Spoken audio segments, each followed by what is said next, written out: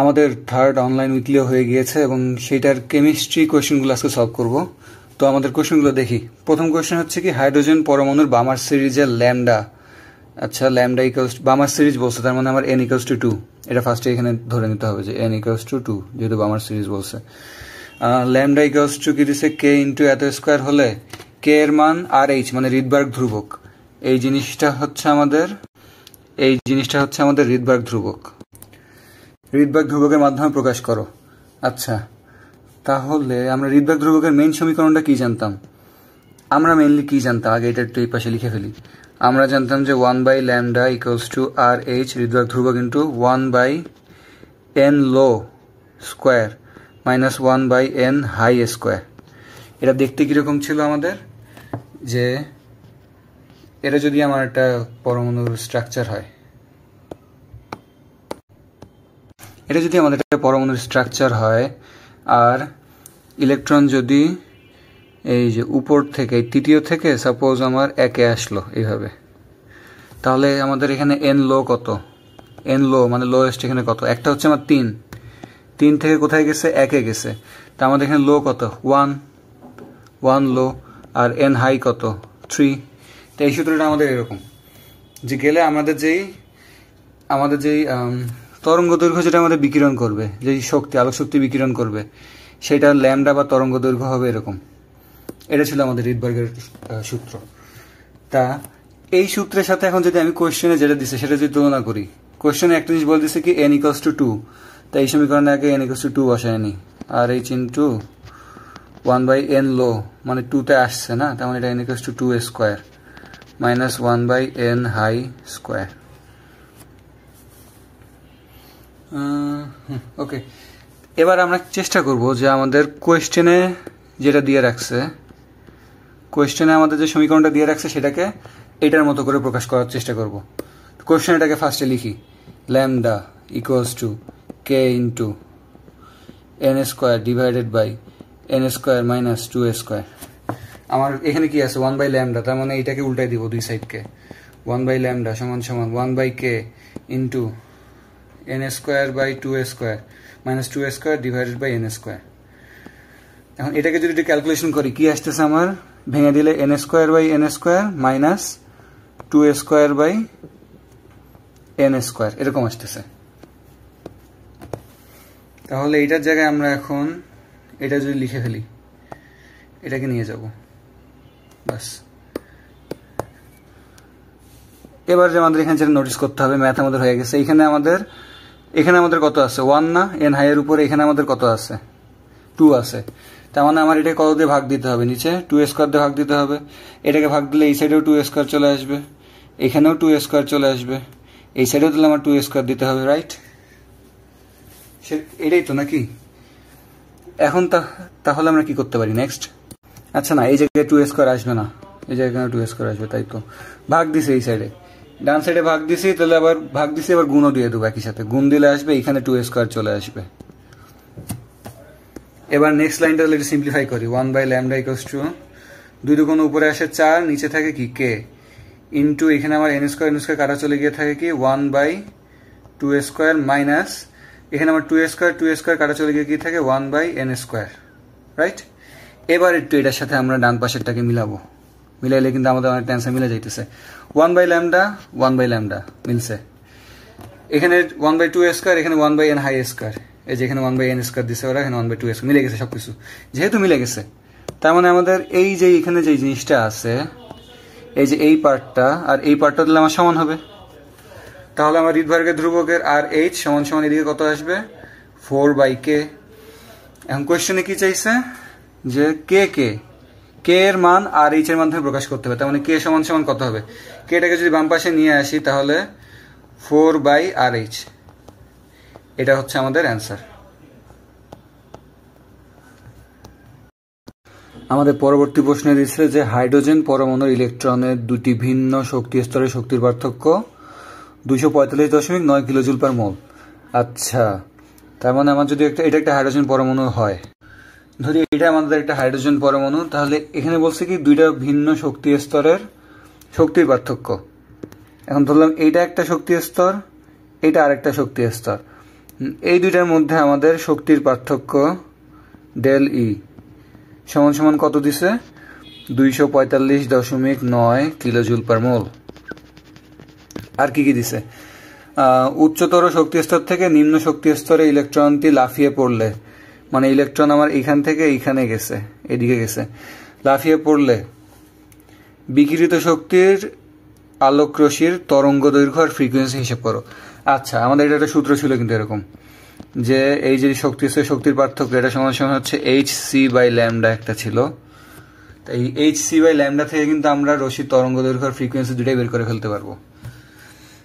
এখানে আমাদের আবার এই যে c/λ এটা সমান সমান হচ্ছে আমাদের hf বা h নিউ।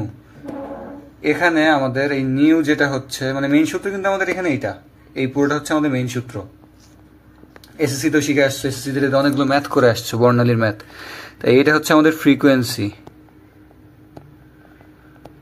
এই ফ্রিকোয়েন্সি কিন্তু আমাদের এই যে চাইছে এখানে দেখো ফ্রিকোয়েন্সি। আর এই ল্যামডা বের করার জন্য আমাদের কি হইতেছে, এই hc/λ এখান থেকে আমরা ল্যামডা বের করে ফেলতে পারবো ডিরেক্ট, মানে তরঙ্গ দৈর্ঘ্য আর কি। এটা হচ্ছে ওয়েভ লেন্থ, ওয়েভ হচ্ছে তরঙ্গ আর লেন্থ হচ্ছে দৈর্ঘ্য। তো চলো যেই কথা সেই কাজ শুরু করি। ফার্স্টে আমরা ফ্রিকোয়েন্সি বের করি। আমার ডেল ই সমান সমান hf, তার মানে ফ্রিকোয়েন্সি f সমান সমান ডেল ই বাই h। এখন ডেল ই আমার কত ছিল 245.9 কিলোজুল পার মোল, আর h আমার কত প্ল্যাঙ্কের ধ্রুবক, ক্যালকুলেটর দেখে ডিরেক্ট বসাই দেবো 6.626। এগুলো কিন্তু ক্যালকুলেটর দেখে বসাইতেছি, তোমরা ক্যালকুলেটর দেখে ডিরেক্ট বসাবা, তোমার মুখস্থ রাখার কিছু নাই। এত জুল সেকেন্ড, এটা যদি এখন ভাগ দিয়ে দিলে আমার ফ্রিকোয়েন্সি কত আসে। এইখানে কিন্তু একটা জিনিস করিনি, এটাকে কিলো জুলে রাখছি, এটাকে জুলে নিতে হবে ইন্টু 10⁻³ দিয়ে। এটা একটু খেয়াল রাখবা যে এই জায়গায় আমাদের 10⁻³ দিয়ে জুলে রাখতে হবে, যে জুল পার মোল, কারণ আমাদের নিচে এটা কি জুল সেকেন্ড একক না, তো ওই হিসেবে আমাদের জুল পার মোল রাখতে হবে। তাহলে কত আসতেছে আমাদের এখন 245.9 ইন্টু এই যে আমরা তো মোলকেও আর ভাঙাইনি, পার মোল না, তার মানে আমাদের এই জায়গাটা অনেকে ভুল করবে, আমি নিজেই ভুল করতে বসছিলাম। পার মোল মানে হইতেছে আমাদের এই মোলটাকে এখান থেকে সরাই দিই। পার মোল মানে হচ্ছে আমাদের এক মোলে কতগুলো অণু থাকে, 6.023 ইন্টু 10⁻23। এই শেষ, পার মোল বলতে বুঝায় এত। তাহলে এখন আমাদের ফ্রিকোয়েন্সি কত আসবে, জুল জুল কাটা যাবে আর এই পার সেকেন্ড থেকে যাবে একক। একক এই জন্য লেখা জরুরি, একক না লিখলে ম্যাথে ভুল হয়ে যায়। 6.16 ইন্টু 10⁻14 পার সেকেন্ড, কারণ নিচে জাস্ট একটা সেকেন্ড আছে, এত পার সেকেন্ড। এটা হচ্ছে আমাদের ফ্রিকোয়েন্সি। এখন এখান থেকে দেখো, এখানে আমার এই ফ্রিকোয়েন্সি সমান সমান c/λ না, সেমই তো। তাহলে এখানে লিখে দেবো যে ফ্রিকোয়েন্সি আমরা একটা অ্যান্সার বের করে ফেলছি। এবার ফ্রিকোয়েন্সি সমান সমান কি c/λ সমান সমান হইতেছে আমার এত, ল্যামডা c/λ ইকুয়ালস টু আমাদের এই যে এইটা। তাহলে আমাদের ল্যামডা সমান সমান কত হবে, ল্যামডা সমান সমান হবে, এটা বাম পাশে চলে আসবে, হ্যাঁ নিচে, c/6.16 ইন্টু 10⁻14 ল্যামডা, ল্যামডাটা এই পাশে চলে গেল, এটা নিচে চলে আসলো। হ্যাঁ, c সমান সমান কত, আলোর বেগ 3 ইন্টু 10⁸ মিটার পার সেকেন্ড, আর এটা হইতেছে আমার এই এত পার সেকেন্ড। পার সেকেন্ড কাটা মিটার থেকে যাবে, কত আসে দেখি, 4.87 ইন্টু 10⁻⁻7 মিটার। এটাই আমাদের ওয়েভলেন্থ আর এই ফ্রিকোয়েন্সি দুটাই বের করে ফেলছি। শেষ, এই ম্যাথ আমাদের শেষ। আমাদের এই ম্যাথে কি দিছে, 50 ডিগ্রি সেলসিয়াস তাপমাত্রায় কোনো লবণে 250 ml সম্পৃক্ত দ্রবণ নিলাম। আচ্ছা, নিয়ে কি করছি, 35 ডিগ্রি সেলসিয়াস তাপমাত্রায় শীতল করছি। ওকে, তার মানে আমি ফার্স্টে নিয়েছি 50 ডিগ্রি সেলসিয়াসে, তারপরে কি করছি, এটাকে ঠান্ডা করে নিয়ে গেছি 35 ডিগ্রি সেলসিয়াসে। এখন আমার দুই ক্ষেত্রে দ্রাব্যতার হিসেবগুলো করতে হবে। টোটাল দ্রবণ হচ্ছে আমার 250 ml। যেহেতু আমার এখানে ঘনত্বের কোনো কিছু বলা নেই, তার মানে 250 ml কে আমি 250 গ্রাম ধরে নিতে পারি। 250 গ্রাম। দ্রাব্যতা কত কত দিছে, 50 ডিগ্রিতে দ্রাব্যতা কত দিছে, 500। এই যেখানে 500 দিয়ে রাখছে, 500 গ্রাম পার লিটার। এদিকে একটু সিম্পলিফাই করে নিই, 500 গ্রাম পার লিটার। 1 লিটারে কত হয় আমাদের? 1 লিটারে থাকে আমাদের 1000 ml। 1000 ml সমান সমান কত? 1000 গ্রাম। তাহলে আমার 100 গ্রামের দ্রাব্যতা কত? 100 গ্রামের দ্রাব্যতা আসবে কত? তাহলে আমাদের 50, 100/1000 না, হ্যাঁ 50 গ্রাম আসবে। এককবিহীন দ্রাব্যতা 50 আসবে এটা। তাহলে আমাদের 150 গ্রাম, আচ্ছা এখানে আমরা পাইলাম কি 100 গ্রাম দ্রবণের দ্রাব্যতা 50। এখন আমাদের প্রশ্নে কিন্তু বলছিল 250 গ্রাম দ্রবণের দ্রাব্যতা কত। তাহলে আমরা এটাকে 250 দিয়ে গুণ দিব। 250 দিয়ে গুণ দিলে কত আসে? 250 গ্রাম দিয়ে গুণ দিলে কত আসে? 125 গ্রাম। 125 গ্রাম। তার মানে 50 ডিগ্রি সেলসিয়াসে কি পাইতেছি? 250 গ্রাম দ্রবণে, দ্রব কত? 125 গ্রাম দ্রব। তাহলে আমার পানি কত? পানি বা দ্রাবক কত আছে? দ্রাবক আছে আমার বাকিটুকু 250 - 125, 125 গ্রাম দ্রাবক আছে। এবার কি করছি? এটাকে ঠান্ডা করছি।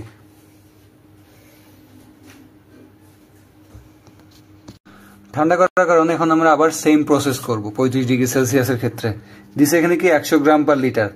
তার মানে আমার দ্রবণ যখন 1 লিটার তখন তার মধ্যে আমার দ্রব আছে কত? 100 গ্রাম। তার মানে আমার 1000 গ্রামে দ্রব আছে 100 গ্রাম। তাহলে 1 গ্রামে আছে 100 গ্রাম বাই 1000 গ্রাম। আমার এখন দ্রবণ কত ছিল? টোটাল 250 গ্রাম। তাহলে 250 গ্রামে কত গ্রাম দ্রব আছে? 100/1000 × 250, নিচে 10 থাকবে তো 25 গ্রাম হবে। 25 গ্রাম। তাহলে আমার 35 ডিগ্রি সেলসিয়াস তাপমাত্রায় দ্রব থাকতে পারে 25 গ্রাম। আমাদের আগে ছিল কত? 125। আর এখন আমার পানির মধ্যে সর্বোচ্চ থাকতে পারে কত? এই 25 গ্রাম। তাহলে এখন এটা যদি আমার একটা পাত্র হয়, সাপোজ এটা যদি পাত্র হয়, সেই পাত্রের মধ্যে আমার যে পানি আছে, এই পানিটা তোমার ধরে রাখতে পারে আমাদের, আচ্ছা কি জিনিস দেখাইলাম এটা আবার, এই পানি আমাদের ধরে রাখতে পারে, পানির ভিতরে আর কি মিক্স করে রাখতে পারে 25 গ্রামকে। কিন্তু আমার এখন আছে 125 গ্রাম ছিল।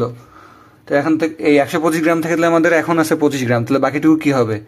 নিচে আমাদের এইভাবে অদক্ষেপ হিসেবে জমা হবে এই জায়গায়। এটা পানি আমার ধারণ করে রাখতে পারবে না। কতটুকু হবে? 125 - 25 = 100 গ্রাম। তার মানে আমাদের এখন এখানে কতটুকু কেলাসিত হবে? 150 গ্রাম। এই যে কেলাসিত হবে, কেলাসিত হয়ে যে এখানে জমা হবে। ওকে, সো আমাদের এই কোয়েশ্চনে কি বলছে? 27 ডিগ্রি সেলসিয়াস তাপমাত্রায় 50 ml 6 × 10⁻⁴ মোলার। আচ্ছা এখানে আমার আয়তন দিয়ে রাখছে, এখানে আমার মোলারিটি দিয়ে রাখছে। ক্যালসিয়াম সালফেট দ্রবণে 40 ml, এখানেও আমার আয়তন আর মোলারিটি দিয়ে রাখছে। যোগ করলে মিশ্রণে ক্যালসিয়াম হাইড্রোক্সাইডের অদক্ষেপ সৃষ্টি হবে কিনা। আচ্ছা আমরা ফার্স্ট এটা একটু চিত্রের সাহায্যে বোঝার চেষ্টা করব। তো আমাদের ফার্স্টে আমরা যদি ক্যালসিয়াম সালফেটকে নিই, এটা সাইজ কত আমাদের? 50 ml। তাহলে এটা হচ্ছে আমাদের 50 ml, 50 ml সাইজের। আর মোলারিটি কত? 6 × 10⁻⁴ মোলার, মানে মোল পার লিটার। এটা আমাদের কি আছে? Calcium sulphate. আরেকটা পাত্র নিব আমাদের, সেই পাত্রের সাইজ কত? 40, মানে এটার থেকে একটু ছোট হবে। এই যে 40, এইটুক সাপোজ 40 ml এটার সাইজ। এটার ঘনমাত্রা কত? 0.05 মোল পার লিটার। এবার বলছি কি এই দুইটাকে আমরা মিক্স করছি, যোগ করা হলো একটা তার একটা। মিক্স করলে এখন আমাদের নতুন আরেকটা পাত্র তৈরি হবে। নতুন পাত্র তৈরি হবে না, কিন্তু মিক্স করলে দুইটা একসাথে হয়ে যাবে। তো এখন এটা হচ্ছে আমাদের মিক্সচার। এই মিক্সচারের আয়তন টোটাল কত হবে? এই 40 আর 50 ml দুইটা মিক্স হয়ে গেছে। টোটাল এখন আমাদের কাছে আছে 90 ml। এইখানে এই মিক্সচারের মধ্যে আমাদের ক্যালসিয়াম হাইড্রোক্সাইড দিছে না, মিক্সচারে ক্যালসিয়াম 2+ এর ঘনমাত্রা বের করা লাগবে, আর OH- এর ঘনমাত্রা আমাদের বের করা লাগবে মিক্সচারে। কিভাবে বের করব শুরু করি চলো। তো প্রথমে আমাদের এখানে মোল সংখ্যা বের করব। ক্যালসিয়াম সালফেটের মোল সংখ্যা কত? n অফ ক্যালসিয়াম সালফেট সমান সমান VS, V into S। V এখানে কত? 50 ml, ml তো হবে না, আমাদের লিটার নিতে হবে, 10⁻³ লিটার, ইন্টু আমাদের S কত? 6 × 10⁻⁻4 মোল পার লিটার। এখান থেকে আমাদের লিটার লিটার কাটা চলে যাবে, এই লিটার কাটা, তখন আমি এখানে মোল সংখ্যা পেয়ে যাব। কত মোল আসতেছে? 3 × 10⁻⁻5 মোল। এত মোল কি ক্যালসিয়াম সালফেট আছে। এখন একটা ক্যালসিয়াম সালফেটে আমাদের ক্যালসিয়াম কয়টা? একটা। তাহলে এখানে যে কয়টা ক্যালসিয়াম সালফেট আছে সেই কয়টা ক্যালসিয়াম 2+ এখানে আছে। তাহলে ক্যালসিয়াম 2+ আয়নের সংখ্যা আমি পেয়ে গেছি আমাদের এত। যখন এবার আমরা এই মিক্সচারে ঢাললাম, সেই মিক্সচারের ঘনমাত্রা কত হবে? ঘনমাত্রা এর সমান সমান কি n/v না, মোল পার লিটার। তখন আয়তন হবে আমাদের 90, কারণ এখন তো মিক্সচারের মধ্যে আছে, তাই না? তাহলে এখন আয়তন 90 ধরবো। 90 ধরে এখন যদি বাকি ম্যাথটা এখানে ঘনমাত্রা ক্যালসিয়াম 2+ এর ঘনমাত্রা যদি বের করতে চাই, সমান সমান হচ্ছে মোল পার লিটার। কত মোল আছে? 3 × 10⁻⁻5 মোল। আর আমাদের লিটার কত লিটার হবে এখানে? 90 ml তো, তাহলে 90 × 10⁻³ কত আসতেছে? ডিভাইডেড বাই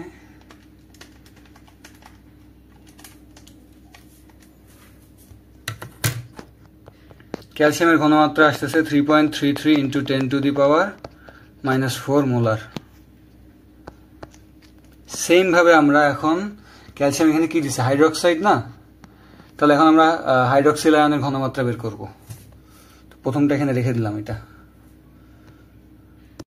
এবার যদি হাইড্রোক্সিল আয়নটা করতে চাই এই সাইডে, ইয়েলো দিয়ে করি। এখানে আমার হাইড্রোক্সিল আয়নে, আচ্ছা এই দ্রবণে কি আছে? Sodium hydroxide. তাহলে সোডিয়াম হাইড্রোক্সাইডের মোল সংখ্যা কত হবে দেখো তো। VS করবো আবার 40 × 10⁻³ 40 ml তো, তার মানে এত লিটার, ইন্টু মোলের কত? 0.05 মোল পার লিটার। এখান থেকে আমাদের এই লিটার আর এই লিটার কাটা যাবে, তাহলে মোল থেকে যাবে। কত মোল থাকতেছে? -3 ইন্টু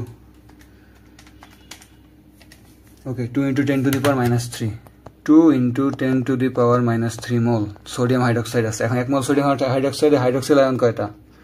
তাহলে NaOH- হচ্ছে আমাদের এই সেম। এবার আমার তাহলে OH- এর ঘনমাত্রা কত হবে? মোল পার লিটার। দ্রবণের মধ্যে যেহেতু এখন দুটো যদি মিক্স করছি, তাহলে আমার মোল সংখ্যা তো এটা চেঞ্জ হয়নি, এত মোলই আছে। আর আয়তন হয়ে গেছে 90 ml × 10⁻³ লিটার।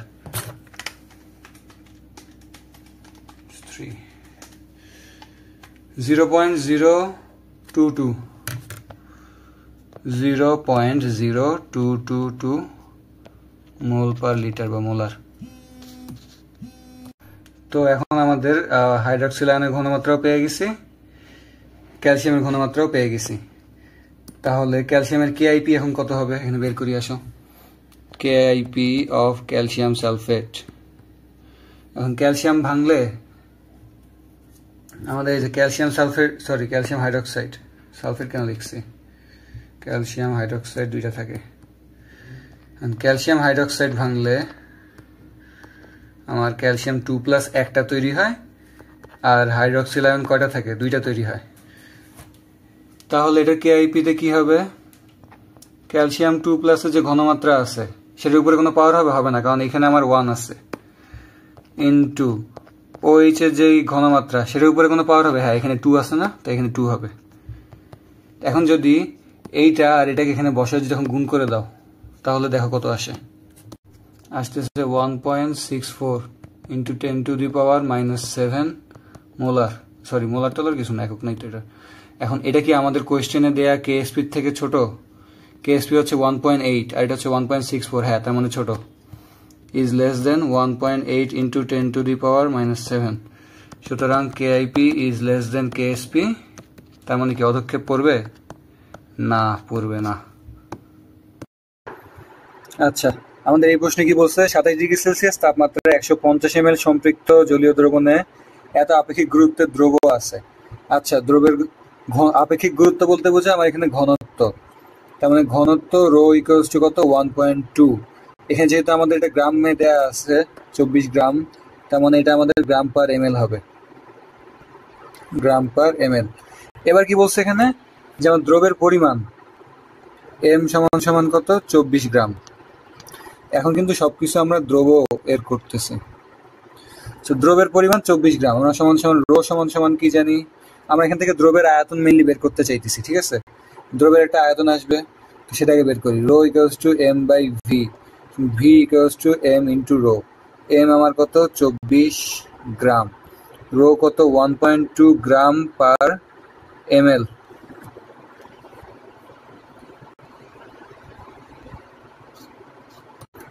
কি করলাম এটা, আমাদের এটা কি হবে, ভি এই পাশে গেলে এম বাই রো হবে, এম বাই রো হবে।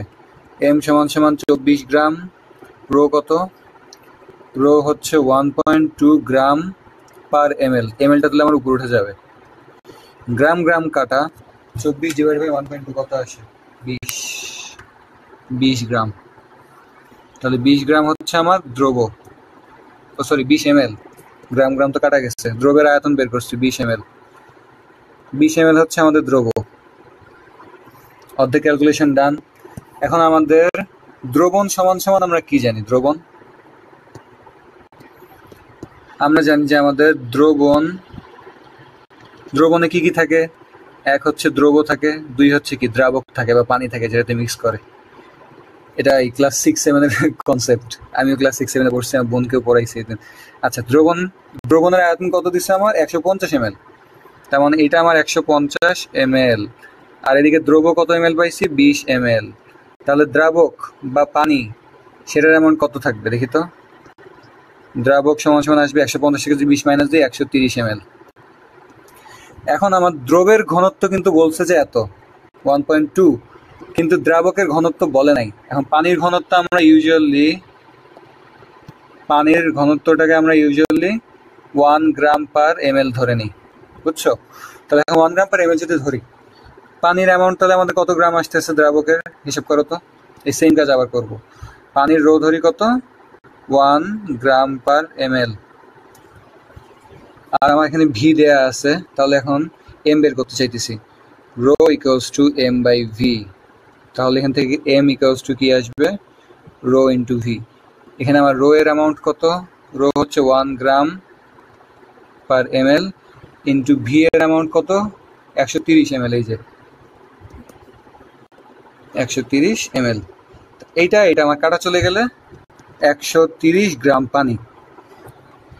এখন আমার এখানে দ্রাব্যতা যেটা চাইছে 100 গ্রাম পানিতে কত গ্রাম দ্রব্য আছে সেইটা। এখন দ্রাবক আমি পেয়ে গেছি এত, তাহলে 130 গ্রাম দ্রাবকে দ্রব আছে আমার কত গ্রাম 24 গ্রাম। ঐকিক নিয়ম করবো এখন বাকিটা। তাহলে 1 গ্রাম দ্রাবকে দ্রব আছে 24 গ্রাম বাই 130 গ্রাম। তাহলে আমাদের 100 গ্রাম দ্রাবকে, কোশ্চেনে বলছে 100 গ্রাম দ্রাবকে দ্রব আছে 24 বাই 130 ইন্টু 100 কত আসে 24 বাই 130 ইন্টু 100। আচ্ছা, আমার পিছে ফ্যানের সাউন্ড ছিল, এটাতে সাউন্ডে একটু প্রবলেম হইলে সরি। 46 এত, তাহলে আমাদের দ্রাব্যতা আসতেছে 18.46, আর এটাই আমাদের অ্যান্সার। আমাদের এই কোয়েশ্চেনটা করছে আয়ন শনাক্তকরণ টপিক থেকে। এখন আয়ন শনাক্তকরণ টপিকটা হইতেছে এমন যে মুখস্থ করা ছাড়া আসলে উপায় নাই, এখানে পার পাওয়ার কোনো উপায় নেই। তাই এটা আমরা ইউজুয়ালি তোমাদের কিছু টেকনিক দিয়ে মুখস্থ করি, বুঝছো। তখন টেকনিকগুলো যদি আগে একটু দেখাই দিই, কয়েকটা আয়ন আছে ধরো যেগুলো একদম স্পেশাল কেস, মানে ওদের নিজেদের শনাক্তকরণের জন্য একটা স্পেশাল রিয়াজেন্ট আছেই। যেমন তার মধ্যে একটা হইতেছে তোমার এই স্পেশাল কেসগুলো আমি আগে এখানে দিই, স্পেশাল কেস মানে এরা স্পেশাল, এটা সবার জন্য মাত্র একটা একটা করে শনাক্তকরণ সিস্টেম আছে। তার মধ্যে প্রথমটা হইতেছে আমাদের সোডিয়াম শনাক্ত করা হয় তোমার পটাশিয়াম পাইরো অ্যান্টিমোনেট দিয়ে, K2H2 Sb2, এটা হচ্ছে অ্যান্টিমনি, এটাকে বলে অ্যান্টিমনি। অ্যান্টিমনি দুইটা আছে, সবগুলো দুইটা করে আছে, লাস্টে O7, এটাকে অ্যান্টিমোনেট। এটার সাথে যখন আমার সোডিয়াম বিক্রিয়া করলে এই সোডিয়ামটা কোথায় যাবে বলো তো? তোমাদের কমন সেন্স কি বলতেছে? সোডিয়াম চলে যাবে আমাদের পটাশিয়ামের জায়গায়, গিয়ে পটাশিয়াম পাইরো অ্যান্টিমোনেটের জায়গায় সোডিয়াম পাইরো অ্যান্টিমোনেট তৈরি করবে। এটা জায়গায় আমাদের তাহলে কি তৈরি করবে? এইটাকে সরাই দিবে, ও একটার সাথে চাপ দিতে গেলে আর চলে আসে, এইটাকে সরাই দিবে, দিয়ে এর নিজে এখানে চলে যাবে, গিয়ে দুইটা তৈরি করবে। আর সেটা পদক্ষেপটা হবে আমাদের সাদা পদক্ষেপ পড়লে সোডিয়ামের মধ্যে তুমি পটাশিয়াম পাইরো অ্যান্টিমনি ঢেলে দিবা, এরপর দেখবা যে সাদা পদক্ষেপ পড়তেছে। এখন সাদা পদক্ষেপ পড়ছে মানে বুঝতে হবে যে এখানে আমাদের সোডিয়াম ছিল। তাহলে এর স্পেশাল রিয়াজেন্টটা কি? এই যে এইটা সোডিয়াম পাইরো অ্যান্টিমোনেট। আর কালার কি আমাদের? সাদা কালার দিবে। এরপর নেক্সট আরেকজন স্পেশাল আছে, মেইনলি স্পেশাল তিনটা, তবে এটা হইতেছে সেকেন্ডটা। এটা হইতেছে কি? অ্যামোনিয়াম আয়ন শনাক্তকরণ। এটা এইচএসসিতে এতবার এমসিকিউতে পড়ছো, যেটা তোমাদের মুখস্থ থাকার কথা। এখন অ্যামোনিয়াম আয়ন শনাক্তকরণ করা হয় তোমাদের কি দিয়ে বলো তো? নেসলার দ্রবণ দিয়ে। নেসলার দ্রবণ হইতেছে এইটা,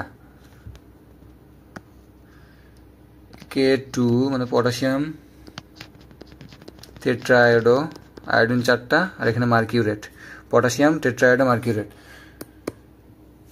এইটা দিয়ে তোমার শনাক্তকরণ করা হয়। শনাক্তকরণ করা হলে কি কালার হয়? যে বাদামি কালার। বাদামি কালার দিয়ে লিখছি, বাদামি কালারই হবে এটা দেখতে। তার মানে তোমার এটার মধ্যে, এই অ্যামোনিয়ামের মধ্যে যদি এটাকে ঢেলে দাও নেসলার দ্রবণ, তাহলে দেখবা যখন বাদামি কালার হয়েছে তাহলে বুঝবা যে এখানে অ্যামোনিয়াম ছিল। এবার নেক্সট আমাদের সিরিয়ালে থার্ড ব্যক্তিকে ক্যালসিয়াম আয়ন। ক্যালসিয়াম 2+ আমরা শনাক্তকরণ করি মেইনলি তোমার অ্যামোনিয়াম অক্সালেট অথবা অ্যামোনিয়াম হাইড্রোক্সাইড দিয়ে। দুটো দিয়ে করলে সাদা কালার হবে। এই মেটালগুলো দেখছো, এই সোডিয়াম ক্যালসিয়াম, এরা মেইনলি সাদা কালার দিতেছে। ক্যালসিয়াম এখানে কত হবে? অ্যামোনিয়াম অক্সালেট দুইটা থাকার কথা, H2C2O4 না, ওরকম এখানে দুইটা থাকবে, C2O4, অথবা অ্যামোনিয়াম হাইড্রোক্সাইড দিয়ে অনেক সময় করা যায়। তা আমাদের স্পেশাল কেস তিনটা শেষ, ঠিক আছে? এই তিনটা হচ্ছে আমাদের স্পেশাল কেস, মানে এদের প্রত্যেকের জন্য একটা একটা করে বরাদ্দ আছে। আচ্ছা, এটা সাদাটা লিখে দিই, সাদা পদক্ষেপ পাওয়া যাবে। এখন আমরা একটা জেনারেল কেসে চলে যাব। দেখি জেনারেল কেসে আসি। এখানে মানে একটা জিনিস দিয়ে কতগুলোকে শনাক্তকরণ করা যায়, ওই যে কাইন্ড অফ একের ভিতর সবের মতো। অ্যামোনিয়াম হাইড্রোক্সাইড অথবা সোডিয়াম হাইড্রোক্সাইড, এটা ঠিক আছে?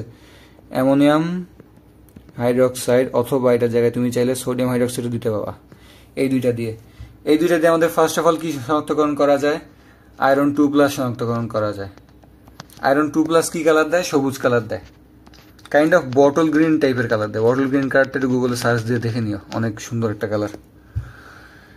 এরপর আমাদের আয়রন 2+ কে দিচ্ছে, তাহলে এখন আয়রন 3+ কেও দিবে। ফেরিক আয়ন, ওটা ফেরাস আয়ন, এটা ফেরিক আয়ন। ফেরিক আয়নে কি কালার দিবে? বাদামি কালার। তার মানে তুমি যদি কোথাও পরীক্ষা চালাইতেছো যে এখানে আমার ফেরিক আয়ন আছে কিনা, তো ওর মধ্যে তুমি এটা ঢেলে, এইগুলোর মধ্যে যে কোনো একটা ঢেলে দিলা, সোডিয়াম হাইড্রোক্সাইড, অ্যামোনিয়াম হাইড্রোক্সাইড, দেখবা যে বাদামি কালার হয়েছে, তখন বলতে পারো ও তাহলে এটার মধ্যে আমাদের ফেরিক আয়ন আছে।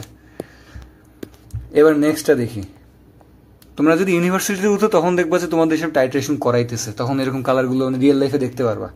এখন এগুলো মানে মুখস্থ করা ছাড়া কোনো উপায় নেই, এটাই সিস্টেম হয়ে গেছে। কপার দিলে দেখবা যে নীল কালার দিতেছে, নীল কালার। এরপর যদি ক্যালসিয়াম দাও, এখানে ক্যালসিয়াম কিন্তু আমি অলরেডি যেখানে বলছিলাম, এই যে এখানে একা, তাই এখানে তোমাদের আবার জিজ্ঞেস করতেছি ক্যালসিয়াম 2+ কি কালার দিবে? ভাবো তো, ভাবার কি কিছু আছে? যেখানে লিখে দিছি তো সাদা কালারই দিবে, সাদা কালারই দিবে, এটা নিয়ে তো ভাবার কিছু নাই। একটু চোখ কান মাথা খোলা রাখবা, নিজের ব্রেন দিয়ে চিন্তা করবা, যে কোনো কিছু বলতেছি সেটা ডিরেক্ট মেনে নিবা না, নিজে গুগলে একটু সার্চ করে নিবা বা নিজে বই একটু খুলে দেখবা, তাহলে জিনিসগুলো মাথায় থাকবে। অ্যানালাইজ দিস থিংস, বুঝছো? আচ্ছা, এবার নেক্সট আমাদের আছে কি? অ্যালুমিনিয়াম 3+ও আছে, এটাও সাদা। তবে এই ধাতুগুলো মেনলি সবগুলো সাদা কালার দিতেছে। সোডিয়াম দিছিল এই যে শুরুতে সাদা কালার, তারপরে ক্যালসিয়াম দিছে, এখানেও ক্যালসিয়াম দিছে, এখানে আমাদের অ্যালুমিনিয়াম দিছে। অ্যালুমিনিয়ামের একটা স্পেশাল এখানে একটা শর্ত আছে, সেটা জেলির মতো দেখতে হয়। তাহলে আমাদের ফার্স্ট জেনারেল টপিকটা শেষ। সেকেন্ড আমাদের জেনারেল টপিক যেটা, সেটা হচ্ছে এই পটাশিয়াম, দাঁড়াও, K4Fe লিখে ফেলি, পটাশিয়াম ফেরোসায়ানাইড। আরেকটা আছে এরই ছোট ভাই, সেটা হচ্ছে তোমার K3 হবে জাস্ট, বাকি পুরোটা সেম। এটাকে বলে পটাশিয়াম ফেরি সায়ানাইড, একটা ফেরো আর একটা ফেরি।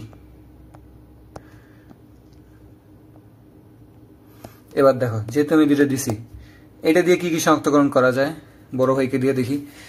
এটা দিয়ে তোমার আয়রন 2+ যাবে, আয়রন 3+ও যাবে। আয়রন 2+এর সাথে অবশ্যই আয়রন 3+ও যাবে। এর ছোট ভাইকে দিয়েও সেম, আয়রন 2+ যাবে, আয়রন 3+ যাবে। কিন্তু এখানে মনে রাখার ট্রিক্সটা হইতেছে কি, তোমার উপরেরটাতে হচ্ছে কি পটাশিয়াম ফেরোসায়ানাইডে আমার Fe3+, Fe2+ এ দিবে হচ্ছে হালকা নীল, আর Fe3+ দিবে আমার গাঢ় নীল, বুঝছো? কিন্তু এই যখন ছোট ভাইয়ের কাছে নিবা পটাশিয়াম ফেরিসায়ানাইড, তখন উল্টে যাবে, Fe2+ দিবে গাঢ় আর Fe3+ দিবে আমার তখন হালকা। এটা এখানে মনে রাখার ট্রিক্স। আর এই পটাশিয়াম ফেরোসায়ানাইড আর এক্সট্রা একটা আছে, সেটা হচ্ছে তোমার এই জিঙ্ক। এটা অনেক সময় তোমার উদ্ভাসের উইকলিতে দেখছি, আমাদের বছর আসছিল। আমি মেইনলি এগুলো মুখস্থ করিনি ডিরেক্ট বই থেকে, আমি এগুলো কি করছি, কোয়েশ্চেন ব্যাংক সলভ করতে গিয়ে যেখানে যেখানে যেটা পাইছি ওগুলো তুলে ফেলছি। তো জিঙ্ক আমার দেয় সাদা কালার, আর কপারও আছে এখানে, আবার কপার 2+ দিলে সে আবার বাদামি কালার দেয়। তো তোমরা কি করবা, তোমরা কোয়েশ্চেন সলভ করতে গিয়ে দেখবা যে এরকম আরো পাইতেছো কিনা, যদি পাও তাহলে লিখে ফেলবা। এখানে তোমাদের আলাদা করে নোট বানাবা, সেখানে তুলে রাখবা, এটা প্রতিদিন একবার করে রিভাইজ দিবা। আচ্ছা, এরপর আমাদের আছে এই বেরিয়াম নাইট্রেট আর প্লাম্বাম অ্যাসিটেট। এটা থেকে আমাদের সময় উদ্ভাসের উইকলিতে আসছিল, এই জন্য আমি তুলে রাখছিলাম। এগুলোকে একটু ছোট করে নিই, পিডিএফ দিয়ে দেবো, তো পিডিএফটা থেকে এগুলো পেয়ে যেতে পারবা।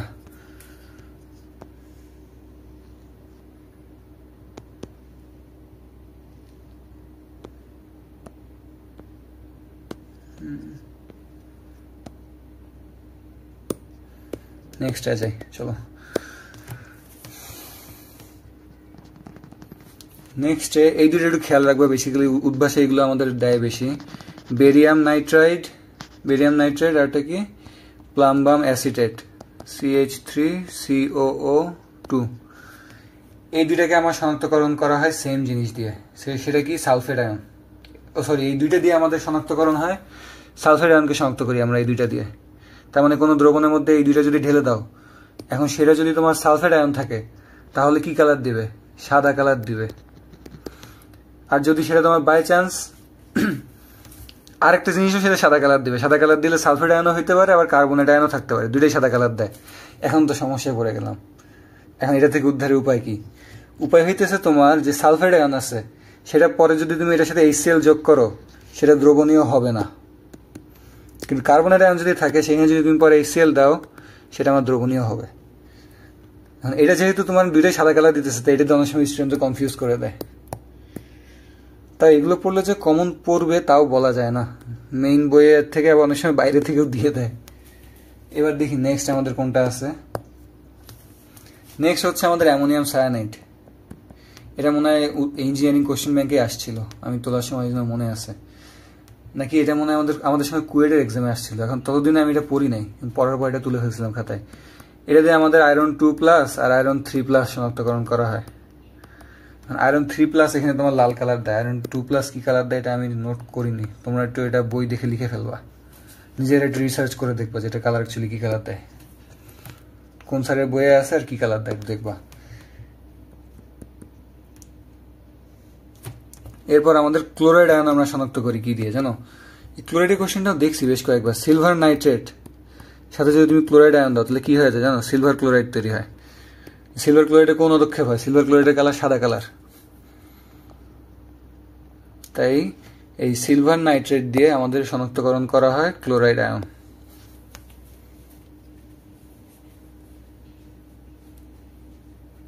এরপর কি আছে আমাদের আর? নেসলার দ্রবণের রিয়াকশনটা একটু তোমরা দেখে নিবা বই থেকে। নেসলার দ্রবণের রিয়াকশনটা মানে বিভিন্ন ধাপের রিয়াকশন হয় না, প্রথম ধাপে কি তৈরি হইতেছে, সেকেন্ড ধাপে কি তৈরি হইতেছে, ওরকম ধাপের রিয়াকশনগুলো সবগুলো দেখে নিবা। এটা থেকে অনেক সময় আসে। আরেকটা এক্সট্রা জাস্ট বলবো লাস্ট, এটা পড়ার নাই, সেটা হচ্ছে তোমার আয়োডিন যদি স্টার্চ অ্যাড করো আয়োডিনে, এটা মেবি আমি এই মডেল টেস্টের সময় পাইছিলাম, স্টার্চ অ্যাড করলে সেটা আমাদের নীল বর্ণ ধারণ করে। যেমন এক্সাম্পল হিসেবে এখানে আলু, আয়োডিনের মধ্যে যদি আলু অ্যাড করো তাহলে সেটা নীল কালার হয়ে যাবে। এতগুলো শিখার পর এখন আমরা একটু আসি আমাদের কোয়েশ্চেনটা দেখি। তাও দেখবা যে কোয়েশ্চেনে সম্ভবত কমন নাও পড়তে পারে, না পড়ার চান্সই বেশি, কিন্তু ওগুলোর মধ্যে থেকে মোস্টলি চলে আসে। আচ্ছা, এখানে আমাদের কোয়েশ্চেন কি দিচ্ছে? সম্ভবত কমন পড়ছে, এই হ্যাঁ কমন পড়ছে, আমি নিজেও কোয়েশ্চেন দেখিনি তো আগে, না দেখে সব করি। এই যে দুইটাই সাদা ছিল, দুইটাই সাদা আমরা এখানে বলছিলাম, আমি কোন জায়গায় জানি, এই যে এই বেরিয়াম নাইট্রেট আর প্লাম্বাম অ্যাসিডেটের সময় মেবি বলছিলাম, এটা দিয়ে আমার শনাক্তকরণ করা হয় সালফেট আর কার্বনেট। দুইটাই সাদা, কিন্তু একটা HCl দ্রবীভূত হয় আর একটা হয় না। দ্রবীভূত হয় না কোনটা? সালফেট হয় না। দেখি এখানে কি দ্রবীভূতের কথা কিছু লিখছে? অধিক পরিমাণ সোডিয়াম হাইড্রোক্সাইড দ্রবণ যোগ করলে উভয় ক্ষেত্রে পরীক্ষা নিলে অদক্ষেপে দ্রবীভূত হয়ে যায়। কি দ্রবণ যোগ করলে উভয় ক্ষেত্রে পরীক্ষা নিলে অদক্ষেপেই দ্রবীভূত হয়ে যায়? ও আচ্ছা, উভয় ক্ষেত্রে দ্রবীভূত হয়ে যায় এখানে, বুঝছো? এখানে যেহেতু উভয় দ্রবীভূত হয় বলছে, তার মানে এটা ওইটার সাথে যাবে না। দেখি তাহলে কি বলছে এখানে। সোডিয়াম হাইড্রোক্সাইডের সাথে উভয় দ্রবীভূত হয়, পদক্ষেপ দেয়, তাহলে কিন্তু তারপর কঠিন অ্যামোনিয়াম ক্লোরাইডের সাথে এ পরীক্ষা নলের অদক্ষেপ পুনরায় ফিরে আসে, এতে যেটা আসে সেটা পুনরায় ফিরে আসে, এবং বি পরীক্ষা নলের অদক্ষেপ ফিরে আসে না। আচ্ছা, পার্থক্যটা মেনলি তৈরি হয়েছে কোন জায়গায়? এই যে একটার অদক্ষেপ এ পরীক্ষা নলের অদক্ষেপ পুনরায় ফিরে আসে, বি পরীক্ষা নলের অদক্ষেপ পুনরায় ফিরে আসে না অ্যামোনিয়াম ক্লোরাইড যোগ করলে। পার্থক্যটা মেনলি তৈরি হয়েছে আমাদের এই জায়গায়।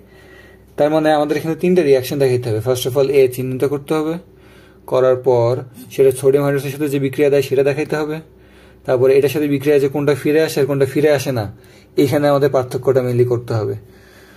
এখন এ নাম্বার কোয়েশ্চেনে কি চাইছে দেখি। এ নাম্বার কোয়েশ্চেনে কি চাইছে? এ পরীক্ষা নিলে আয়নটি তথ্যের আলোকে শনাক্ত করো, বিক্রিয়া সহ দেখবা। এখন তোমরা বই যখন রিডিং দিবা এই আয়ন শনাক্তকরণে, তখন দেখবা যে আমাদের অ্যালুমিনিয়াম 3+ হইতেছে এই আয়ন, মানে অ্যালুমিনিয়াম 3+ আমাদের পুনরায় পদক্ষেপটা ফিরে আসে না।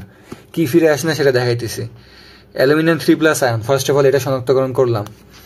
এখন অ্যালুমিনিয়াম 3+ এর সাথে যদি আমরা বিক্রিয়া দিই, ফার্স্টে কি এসে দিছে, এই যে অ্যামোনিয়াম হাইড্রোক্সাইড এখানে যোগ করছে ফার্স্টে, এটার সাথে যদি আমরা অ্যামোনিয়াম হাইড্রোক্সাইড যোগ করি, এগুলো একটু মুখস্থ রাখবা। যোগ করলে আমাদের অ্যালুমিনিয়াম হাইড্রোক্সাইডের অদক্ষেপের কালার আমি বলছিলাম, কিন্তু এই যে এই সাইডে দেখো, এই যে সোডিয়াম হাইড্রোক্সাইড অ্যামোনিয়াম হাইড্রোক্সাইড দিলে অদক্ষেপ কি হয় অ্যালুমিনিয়ামের, এই যে সাদা জেলির মতো। তো এটা একটা স্পেশাল কেস, এটা মাথায় রাখবে বেশিভাবে। এই যে অ্যালুমিনিয়াম হাইড্রোক্সাইড তৈরি হবে, এটা আমাদের সাদা কালারের হবে অদক্ষেপ, পাইলাম।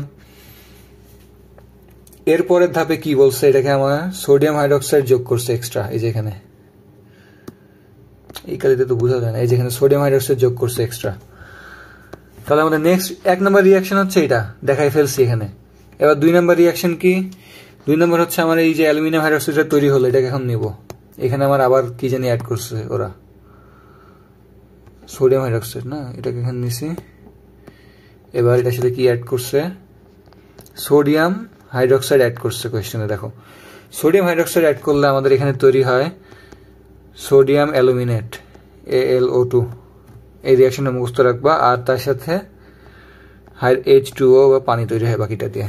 সোডিয়াম নিছি, Al নিছি আর অক্সিজেন নিছি, তখন সোডিয়াম অ্যালুমিনেট তৈরি হয়েছে। আর H আর অক্সিজেন ছিল এক্সট্রা পরে, সেগুলো দিয়ে আমাদের পানি তৈরি হয়েছে। সেকেন্ড রিয়াকশন দেখাই দিছি। এই অবধি দুজনই সেম আছে। এখন পার্থক্যটা হয়েছে কখন? যখন আমাদের এটার ভিতরে অ্যামোনিয়াম ক্লোরাইড অ্যাড করছে। আমাদের এখানে মেনলি তৈরি হয়েছে কি সোডিয়াম অ্যালুমিনেট, এটা তো এটার মধ্যে এখানে আছে, এটার মধ্যে আমার এখন আবার বাড়তি অ্যাড করছে, এই যে এখানে দেখো বাড়তি অ্যাড করছে অ্যামোনিয়াম ক্লোরাইড। এখন আমরা যদি এখানে অ্যামোনিয়াম ক্লোরাইড অ্যাড করি, রিয়াকশনটা হবে অ্যামোনিয়াম NH4Cl। অ্যাড করলে আমি আবার অ্যালুমিনিয়াম হাইড্রোক্সাইড ফিরে পাবো। এই যে ফিরে আসে বলছে না, এই যে পুনরায় ফিরে আসে, দেখো এখানে লেখা আছে পুনরায় ফিরে আসে, এই পরীক্ষা নিলে অদক্ষেপ পুনরায় ফিরে আসে। এই যে অদক্ষেপ, সাদা অদক্ষেপ, সেটা আমার পুনরায় এখানে ফিরে আসছে। এইটা দেখাইতে পারলেই ফুল নাম্বার। এরপর আমাদের নেক্সট রিয়াকশন, এর কাজ শেষ, চিহ্নিত করে ফেলছি। এবার নেক্সট কোশ্চেনে কি বলছে আমাদের, বি পরীক্ষা নলে অ্যামোনিয়াম ক্লোরাইড না যোগ করে কি যোগ করলে অদক্ষেপ ফিরে আসতো। আচ্ছা ওকে, শুরুতে যদি পটাশিয়াম সায়ানাইড, আচ্ছা এই পটাশিয়াম ফেরোসায়ানাইড ব্যবহার করা হতো তাহলে কি বি পরীক্ষা না হলে অদক্ষেপ করতো কিনা। আচ্ছা তাহলে পরীক্ষা না হলে অদক্ষেপ করতো কিনা। এসিটা অন করে নিলাম।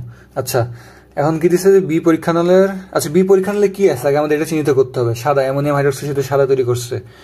অ্যামোনিয়াম হাইড্রোক্সাইডের সাথে আমাদের সাদা কি কি তৈরি করছিল, সাদা ক্যালসিয়ামও সাদা তৈরি করছিল।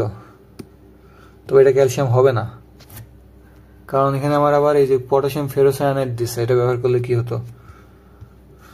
তোমরা এখানে এটা লিখে রাখো যে এখানে আমরা চাইলে জিঙ্কও অ্যাড করতে পারবো। জিঙ্ক 2+ অ্যাড করলেও সাদা দিবে। ধাতু টাইপের যতগুলো আছে সবগুলো সাদা দেয়, কারণ এইখানে আমাদের জিঙ্কের এটা আছে, এই যে জিঙ্ক এখানে সাদা দেয়। পটাশিয়াম ফেরোসায়ানাইড এটা এখানে আমাদের লাস্টের কোয়েশ্চেনে চাইছে, লাস্টের পার্টটা দেখে আমরা এটা বুঝতে পারছি। তাহলে আমাদের বি পাত্রের যৌগটা হচ্ছে জিঙ্ক 2+। আর জিঙ্ক 2+ কি লিখছে, জিঙ্ক 2+ এটা আমাদের আবার দেখাইতে হবে বিক্রিয়ার সাথে, যে জিঙ্ক 2+ এর সাথে যদি আমি অ্যামোনিয়াম হাইড্রোক্সাইড কোশ্চেনে দেওয়া আছে বিক্রিয়া করে, তাহলে জিঙ্ক হাইড্রোক্সাইড তৈরি করবে। হাইড্রোক্সাইডটা যদি এই পাশে চলে আসবে, এটা সাদা অদক্ষেপ ফালাই দিবে। আমাদের যেটা দরকার সেটা পেয়ে গেছি। এরপর কি হবে, তোমার এটা এই সোডিয়াম হাইড্রোক্সাইড এক্সট্রা অ্যাড করছে এটার সাথে না, তোমার জিঙ্ক হাইড্রোক্সাইড আমার তৈরি হয়েছিল, ওটার সাথে এক্সট্রা অ্যাড করছে কি sodium hydroxide. Sodium hydroxide add করলে তোমার তৈরি হয় সোডিয়াম দুইটা থাকে জিঙ্ক অক্সাইড, এই যে এটা তৈরি হয়। এই জিনিসটা আবার আমাদের দ্রবণীয়, এটার সাথে আবার আমাদের ওরা তোমার এই অ্যামোনিয়াম ক্লোরাইড বাড়তি অ্যাড যদি করে, Na2ZnO2 প্লাস অ্যামোনিয়াম ক্লোরাইড, তাহলে আমার কোনো রিয়াকশনই দেয় না এখানে, নো রিয়াকশন। যেটা যেখানে দেখতে পাওয়া লিখছে যে কোনো পরীক্ষা নিলে কোনো অদক্ষেপ ফিরে আসে না, কারণ রিয়াকশনই দেয় না, তাই কোনো অদক্ষেপ ফিরেই আসে না। এখন লিখছে যে আমরা যদি এখানে পরীক্ষা নিলে অ্যামোনিয়াম ক্লোরাইড না যোগ করে কি যোগ করলে অদক্ষেপ ফিরে আসতো। এখানে তোমার যদি হাইড্রোজেন সালফাইড অ্যাড করতো এটার সাথে, তাহলে তোমার অদক্ষেপ ফিরে আসতো। দেখাই, সোডিয়াম জিঙ্ক এগুলো মেনলি মুখস্থবিদ্যা টাইপের। সোডিয়াম জিঙ্ক এটার সাথে যদি আমি এখন অ্যাড করবো হাইড্রোজেন সালফাইড, অ্যাড করলে কেন আমি হাইড্রোজেন সালফাইড অ্যাড করলাম, কারণ এই সালফার আর এই জিঙ্ক মিলে আমার জিঙ্ক সালফাইড তৈরি করবে, এই জন্য মেইনলি আমি এখানে এটা অ্যাড করছি। আর জিঙ্ক সালফাইডটা তোমার নিচে অদক্ষেপ পড়ে এখানে সলিড হিসেবে, বুঝছো। জিঙ্ক সালফাইডের এখানে মেইনলি আমাদের অদক্ষেপ পড়ে, আর বাকিগুলো ওদের মতো তৈরি করে আর কি, Na2S তৈরি করে আর পানি সব ক্ষেত্রে তৈরি করে। তাই এটার জায়গায় আমরা যদি কি অ্যাড করতাম, জিঙ্ক সালফাইড যদি হাইড্রোজেন সালফাইড যদি অ্যাড করতাম, তাহলে অদক্ষেপ দিত। আর লাস্ট কোয়েশ্চেন এখানে আমাদের কি বলছে দেখি তো, পটাশিয়াম ফেরিসায়ানাইড যদি যোগ করতাম তাহলে কি হতো। এই যে দিক লিখে দিচ্ছে যে পটাশিয়াম ফেরিসায়ানাইড যদি যোগ করতাম জিঙ্কের সাথে, তাহলে ডিরেক্ট সাদা অদক্ষেপ দিত, এত কাহিনীর কিচ্ছু নাই, ডিরেক্ট সাদা অদক্ষেপ দিয়ে দিত। তাহলে এই কয়টাই হচ্ছে আমাদের কোয়েশ্চেন। এখন লাস্টের এই যে আয়ন শনাক্তকরণটা, এটা পুরোটা ভাগ্যের উপর, কমন পড়বে কি পড়বে না। আমি আগের বার অনেকগুলো মুখস্থ করে গিয়েও আমি কুয়েটের পরীক্ষায় কমন ফলাইতে পারিনি, কিন্তু চুয়েটে আর এই বুয়েটে আবার হুট করে কমন পড়ে গেছিল কয়েকটা রিয়াকশন। তো রিয়াকশন আমাদের মুখস্থ করতে হবে, যতগুলো মনে রাখতে পারি, না রাখতে পারলে তো কিছু করার নাই, কিন্তু যথাসাধ্য চেষ্টা করতে হবে।